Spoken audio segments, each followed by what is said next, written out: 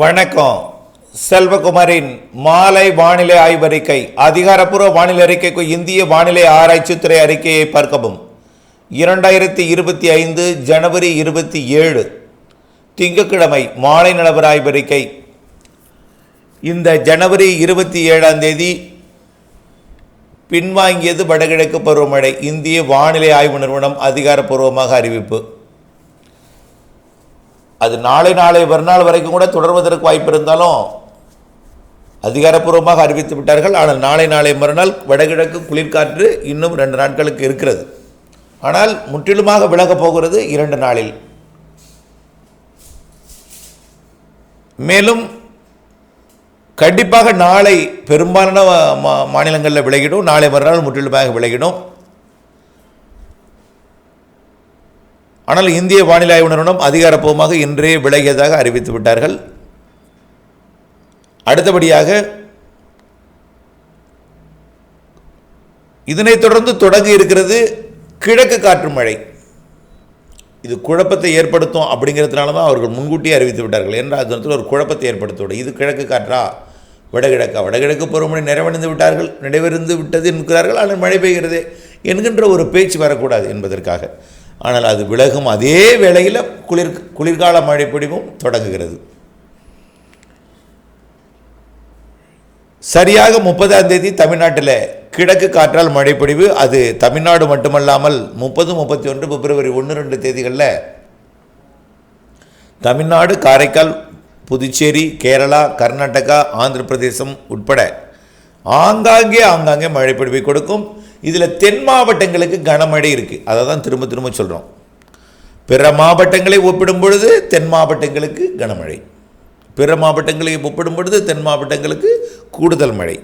குறிப்பாக தூத்துக்குடி, திருநெல்வேலி பாதிக்கும் மழை அல்ல, ஒதுக்கி ஆங்காங்கே பெய்யக்கூடிய மழை.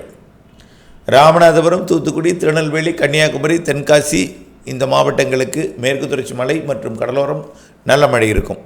கேரளாவிற்கும் இருக்கும். தெற்கு கேரளா கொஞ்சம் கூடுதலாக இருக்கும். 29 இலங்கையில் தொடங்கும் மழை. 29 மாலை இரவில் தென் மாவட்டங்களில் லேசான மழை பொழிவோட தொடங்கும். 30 தான் தீவிரமடையும். 30 விட 31 தான் அனைத்து மாவட்டங்களுக்கும் கிடைக்கும். கர்நாடக எல்லையோர வரைக்கும் கிடைப்பது 31. வட இந்திய நிலப்பகுதியில் உருவாகி அதாவது வட இந்திய நிலப்பகுதிக்கு வரக்கூடிய காற்று சுழற்சி இந்த கிழக்கு காற்றை ஈர்க்கும் என்பதனால கர்நாடகா மற்றும் ஆந்திர பிரதேசத்தோட தெற்கு மற்றும் மேற்கு பகுதி, தெலுங்கானாவோட மேற்கு பகுதி, மகாராஷ்டிரா மற்றும் மத்திய பிரதேசம் வரைக்கும் கூட இந்த மழை பொழிவு எட்டி பிடித்து பொழியும். தமிழ்நாட்டை விட வட மாநிலங்களுக்கு இந்த காற்று, அதாவது கிழக்கு காற்று போய் நல்ல மழை பொழிவை கொடுக்க போகிறது காற்று சுழற்சிக்குள் போய். ஆனால் வரக்கூடிய மழை வடகிழக்கு பருவமழை அல்ல, கிழக்கு காற்று மழை. வெப்பமான பகுதிகளில் இடிமழை பொழிவாக கொடுக்கும் தென் மாவட்டங்களில். ஆனால் வெயில் இருக்கும், குளிர் முற்றிலுமாக விலகி இருக்கும். வரக்கூடிய 30, 31, 1, 2 தேதிகளில் மாலை இரவு மழை பொழிவு மேற்கையும் பிற நேரங்களிலே கடலோரமும் பெரும்பாலும் மேற்கு மாவட்டங்களில் மாலை இரவு மழை பொழிவு நள்ளிரவு அதிகாலை வரைக்கும் கூட ஆங்காங்கே இருக்கும். பரவலாக அல்ல, ஒதுக்கி ஆங்காங்கே அறுவடைக்கு இடையூறு கொடுக்கும். அப்படிப்பட்ட மழை தான். ஆனால் மழையை எதிர்நோக்கி இருப்பவர்கள் உறுதியாக உங்களுக்கு பொழியும் என்று நினைக்கக்கூடாது. இப்போ நிறைய பேர் கேட்குறாங்க, அதாவது விதைக்கலாமா, எள் விதைக்கலாமா? அதில் சரி மழை பெய்யும் அப்படின்னா, சரி மழை பெய்யும்னா பொறுத்திருந்து விதைக்கலாம். மழை பெய்து விடுமா அடுத்த கேள்வி. ஆனால் உறுதியாக எல்லோருக்கும் பொழியாது. ஒருவருக்கு தூறலாகவும், ஒருவருக்கு சாரலாகவும், ஒருவருக்கு லேசாகவும், ஒருவருக்கு மிதமாகவும், ஒருவருக்கு சற்று கனமாகவும், இப்படித்தான் மாறி அமையும். இன்றைக்கு விதைத்தால் ஈரம் இருக்கிறது, இந்த விதைப்பு இந்த ஈரத்தோடு விதைத்தால் முளைத்து விடும். ஆக 2 நாள் கழித்து விதைத்தால் ஈரம் இல்லாமல் போய்விடும். ஈரம் இல்லாவிட்டால் முளைப்பு திறன் பாதிக்கப்படும் என்கின்ற ஒரு சந்தேகம். இந்த கேள்விக்கு ஒரே விடை, ஒரு முறை விதையுங்கள், சேதமடைந்து விட்டால் மீண்டும் விதைக்கலாம். இப்படி என்று நான் அவர்களுக்கு சொல்லிவிட்டேன். ஏனென்றால் முழுமையாக எல்லோருக்கும் உறுதியாக பெய்யும் என்பதை சொல்ல முடியாது.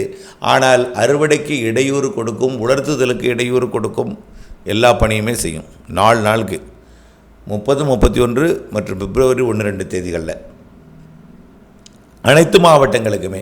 தென் மாவட்டங்களுக்கு கூடுதல்.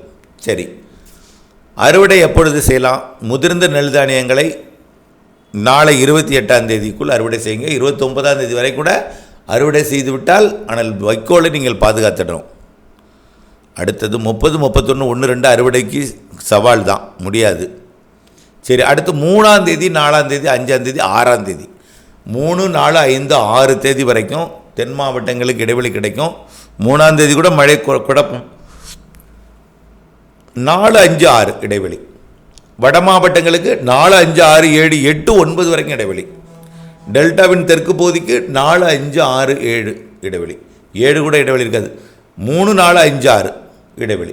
7ஆம் தேதி அல்லது 8ஆம் தேதி மேலும் ஒரு காற்று சுழற்சி நனைக்கும் மழை, லேசான மழை பிடிவை தென் மாவட்டங்களுக்கும் டெல்டா மாவட்டங்களுக்கும் தென் மாவட்ட மேற்கு தொடர்ச்சி மலைக்கும் தெற்கே மட்டும், வடக்கே இருக்காது. தெற்கு டெல்டா தென் மாவட்டங்கள் அப்படி தான் சொல்லலாம் இருக்கும். 7, 8 தேதிகளில். பிறகு 10, 11 இடைவெளியாக தான் தெரியுது. 11, 12, 13 தேதிகளில் மேலும் ஒரு காற்று சுழற்சி வந்து தூறல் நனைக்கும் மழை பொழிவு தான் கொடுக்கும். பெரிய மழை இல்லை, தூறல் நனைக்கும் மழை, அறுவடைக்கு இடையூறு கொடுக்கும் மழை. அது நனைத்தால் கூட அடுத்த நாள் அடிக்கக்கூடிய வெயிலால் காஞ்சிரும். வெயில் கூடுதலாக இருக்கும். இனிமேல் வடகிழக்கு பருவ காற்று, கிழக்கு காற்று மட்டும்தான் வரப்போகுது. வடகிழக்கு பருவமழை பின்வாங்கி விட்டது. கிழக்கு காற்று மட்டும் வரும். கண்டிப்பாக முழுமையாக பின்வாங்கிவிட 2 நாளில். கிழக்கு காற்று, குளிர்காற்று இருக்காது. பனிப்பொழிவு இருக்கும், மூடு பனி மாதிரி இருக்கும். பனிப்பொழிவு, நீர்ப்பனி இருக்கும். குளிர்பனி இருக்காது, நீர்ப்பனி இருக்கும். கிழக்கு காற்று வந்தால் கொஞ்சம் புழுக்கமாக இருக்கும். கிழக்கு காற்றும் வடக்கு பகுதி, அதாவது 3 விதமான கிழக்கு காற்று இருக்குது. சிங்கப்பூர் வழியாக கிழக்கு காற்று வெப்பமாக இருக்கும்.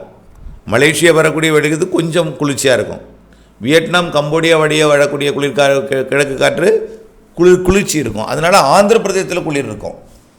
தமிழ்நாட்டில் கொஞ்சம் புழுக்கம் இருக்கும். இதான் இப்பொழுது ஆய்வறிக்கை. வரக்கூடிய 30, 31, 1, 2 தேதி மழைப்பொழிவு. பிறகு 8, 9 தென் மாவட்டங்களுக்கு மற்றும் டெல்டாவின் தெற்கு பகுதி. 7, 8, 9. 7, 8 மட்டும் உறுதியாக தெரியுது. 9 வாய்ப்பு குறைவு. 7 அல்லது 8 ஏதேனும் ஒரு நாள் உறுதி. அடுத்தபடியாக 10 அல்லது 11 தேதிகளுக்கு பிறகு 12, 13 இருக்கலாம். அடுத்த ஒரு நனைக்கும் மழை, லேசான மழை. அடுத்தது 20ஆம் தேதி வாக்கில். அடுத்தது மார்ச் 1, 2, 3. மார்ச் மாதத்துலேயும் இப்படி 10 நாட்களுக்கு ஒரு முறை நனைக்கும் மழை, தூறல் மழை, லேசான மழை இருக்கும். ஏப்ரல், மே கனமழையாக மாறும். மார்ச் 20க்கு மேலேயே கொஞ்சம் கூடும். ஏப்ரல், மே கொஞ்சம் நல்ல மழை இருக்குது. ஏப்ரல், மே நிகழ்வு மழை 2 சிஸ்டம் இருக்குது. ஏப்ரலில் 1, மேலே 1. வெயிலும் இருக்கும். வெயில் சராசரி அளவில் இருக்கும். சில நாள் கூடுதலாக இருந்தாலும் ஒட்டுமொத்த நாட்களை ஒப்பிட்டு சராசரி பார்க்கும் பொழுது அந்த ஒரு நாள் வெயில் அதில் சராசரி அடைபட்டு போய் சராசரியாக ஆகிடும். ஆனால் மழைப்பொழிவு மாதத்திற்கு 4 நாள் நல்ல மழை இருக்குது. ஏப்ரல், மே அதுதான் ஏற்கனவே சொல்லிகிட்டே வர்றோம். அதில் எந்த மாற்றமும் இல்லை. ஓகே, வானிலையோடு இணைந்திருந்து விவசாயம் செய்யுங்கள். வானிலை அறிந்து விவசாயம் செய்யுங்கள். மாறுதல் துல்லியம் அறிந்து விவசாயம் செய்யுங்கள். இடைவெளி அறிந்து அறுவடை செய்திடுங்கள். இணைந்தே இருங்கள். நன்றி.